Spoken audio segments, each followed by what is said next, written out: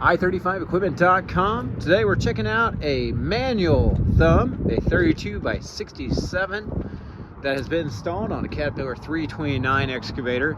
Nice big thumb for a big machine. Does have 4 tines or fingers that are serrated for better grabbing. This thumb includes the thumb, the weld-on bracket, and your stiff arm here, and all the little pins. So you're just going to get your welder to tack it on, then weld it on for you, and then you can actually move this thumb from these 3 different pinholes here, depending on how close you want it to be moved to your bucket teeth. Or you can actually take this pin out, move the arm up, the stiff arm here, and then use this pin to pin it up against the stick for a flush sit if you're just going to go digging all the time. You can see our full inventory of equipment and thumbs online, www.i35equipment.com.